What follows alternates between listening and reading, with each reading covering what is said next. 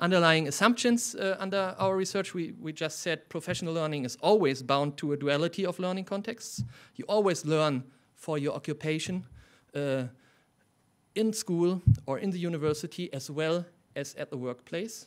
The issue is not that much if that is true. We just take that as a basic assumption. The issue is more how this is organized in different countries.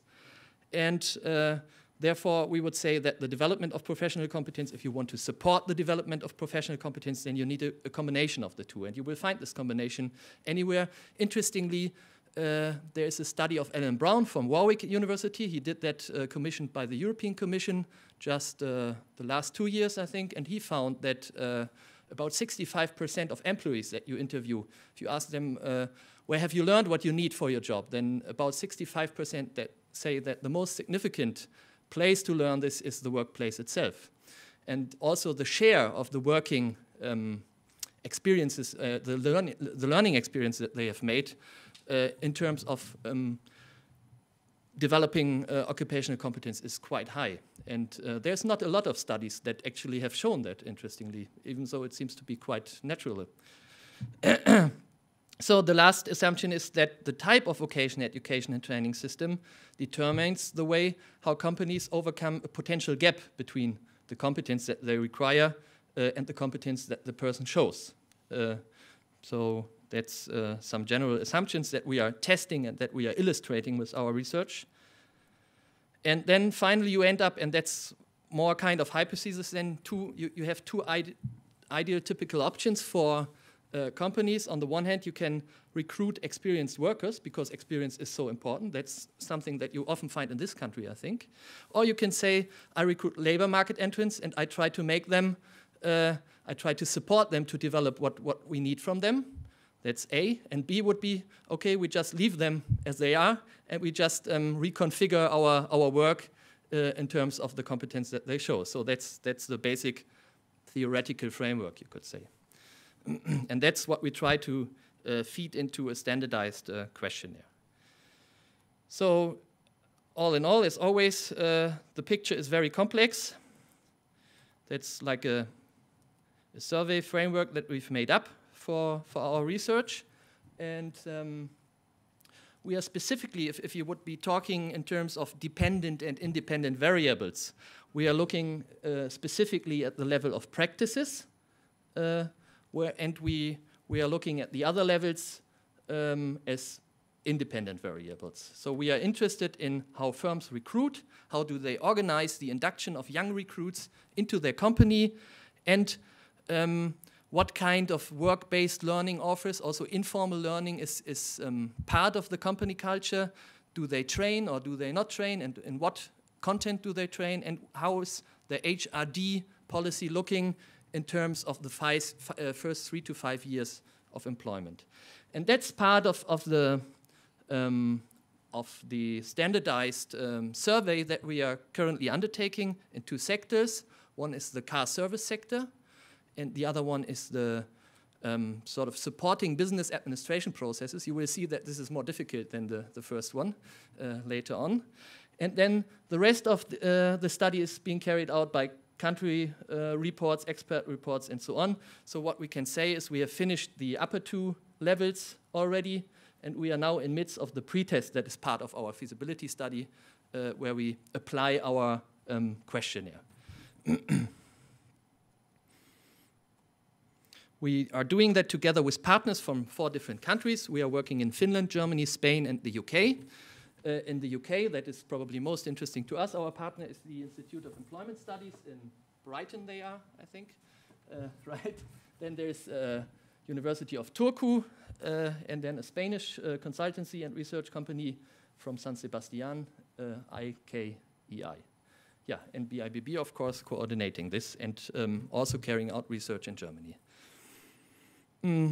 So the goal of the feasibility study was to develop background reports that shed light on all the different issues that I've just mentioned, to prepare interview guidelines, to carry out case studies, and then to carry out this pretest I've mentioned, with 2 specific sectoral targets, and that's car service on the one hand and business administration on the other. So we have achieved quite something already. I just pick out a couple of things. So for example, we have finished all the case studies in the countries. We did 2 case studies per sector, per country. And the idea was to use a pre-questionnaire, you could say, which served as a guideline for our interviews and to test this. And therefore, we decided to make the case studies in very extreme types of companies. So for example, in very small companies as opposed to very large companies. Or in car service, what is very important is the service that is offered vendor-specific, or is it a general car service company? So that was the types of companies that we were looking at in order to make the questionnaire as robust as possible for the overall sector.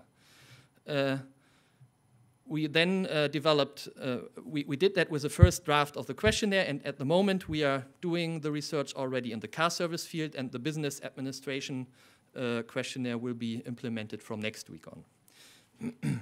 So preliminary results, you have quite some differences in the VET systems, of course. That comes from the reportings that we have gathered.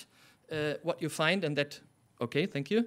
What you find is that you have an increase in the vocational portion of secondary education across the countries.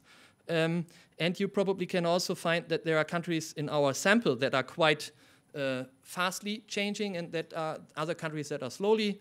As you can imagine, Germany is not very fast in terms of changes.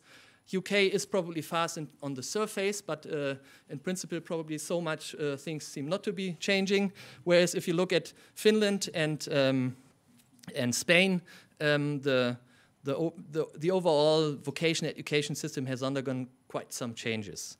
You find a lot of skill deficits and mismatches, especially in our sample from Spain and England. They are reported there.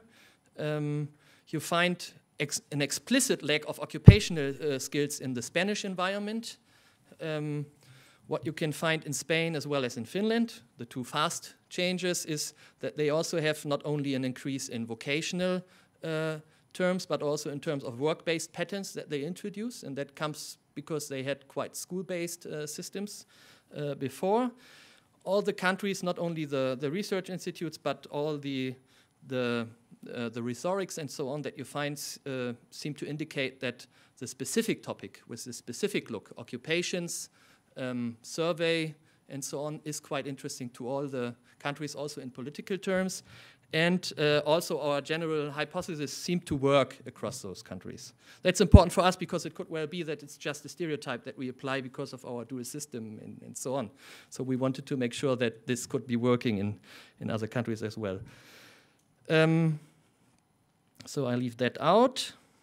This is the first try to bring what we've found out through the case studies and through the reporting into a grid. And what is quite interesting is if you add the time of work experience that you need in order to get fully competent car service workers, is quite similar across the countries.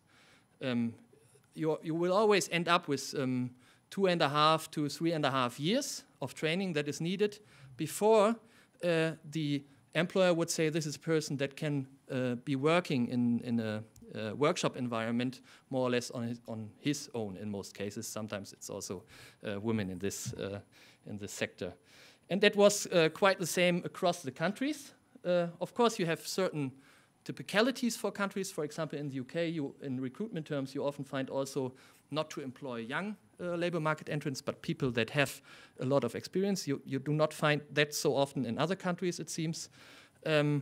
And then what you, for example, also find in Finland and in Spain as well, you have long practical periods during the school time that you would need to add into this, whereas in Germany you have the 3.5 years apprenticeship model. But if you count that together, the time is quite similar, and that's quite interesting, I think, because there is some commonality underneath the surface of the different institutions and so on.